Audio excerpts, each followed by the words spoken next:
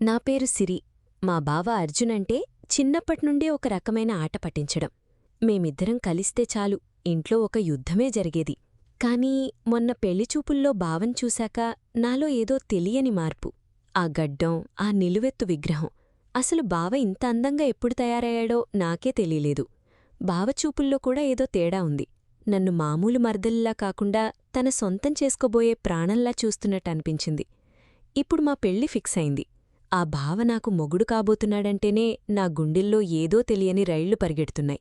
Lunch టైంకి సరిగ్గా గంట ముందు అందరూ హడావిడిలో ఉండగా నేను పెరట్లో ఒంటరిగా ఉన్నాను. అప్పుడే బావ మెల్లిగా నా వెనుకొచ్చి నిలబడ్డాడు. నేను వెనక్కి తిరిగి చూసేలోపే బావ తన వెనుక దాచుకున్న అప్పుడే కోసిన తాజా మల్లెపూలమాలను నా ముందుకు తెచ్చాడు. పెళ్లిదాకా ఎందుకులే సిరి, ఇప్పుడే పెట్టుకో, నీ జడలో అవింకా అందంగా ఉంటాయి అంటూ ఆ పూలన్నా చేతికిస్తూ నా వేళ్లను మెల్లిగా నొక్కాడు. ఆ స్పర్శకి నా ఒళ్లంతా ఒక్కసారిగా వణికిపోయింది. ఆ మల్లెపూల సువాసన కన్నా బావచూపుల్లో ఉన్న ఆ మత్తు నన్నింకాస్త ఎక్కువ సిగ్గుపడేలా చేసింది. నేనా పూలను గట్టిగా పట్టుకుని మొహం ఎర్రబడిపోతుంటే ఎవరైనా చూస్తారేమో అని కంగారుగా అక్కడ్నుండి నవ్వుతూ పారిపోయాను. భోజనాల దగ్గర కూచున్నప్పుడు కూడా బావ అస్సలు తగ్గలేదు. అందరూ పక్కనే ఉన్నా బావ తన కాలిని టేబుల్ కింద జరిపి నా కాలిని తాకించాడు. నేను ఉలిక్కిపడి బావవైపు చూస్తే ఆయన మాత్రం ఏమీ తెలియనట్టు పప్పు వేసుకుని తింటున్నాడు. నా వైపు చూసి మెల్లిగా సైగతో కూర అదిరిపోయింది అన్నాడు. కాని ఆయన చూపు మాత్రం నా పెదాలమీదుంది. ఆ చిలిపి సైగకి నా మొహం మళ్లీ ఎర్రబడిపోయింది. అందరూ చూస్తారేమో అని నేను తలదించుకుని తింటుంటే బావ మాత్రం నవ్వుతూ నన్నాట పట్టించడం ఆపలేదు. సాయంత్రం అవ్వగానే ఆకాశం రంగు మారింది. పెద్ద వర్షం మొదలైంది. రిసెప్షన్ అయ్యాక అందరం ఆ ఫంక్షన్ హాల్ పక్కనే ఉన్న గెస్ట్ హౌస్కి వెళ్లాం. నా డ్రెస్సు తడిచిపోవడంతో మార్చుకోడానికి నేను పైనున్న గదిలోకి వెళ్లాను. గదిలో చీకటిగా ఉంది.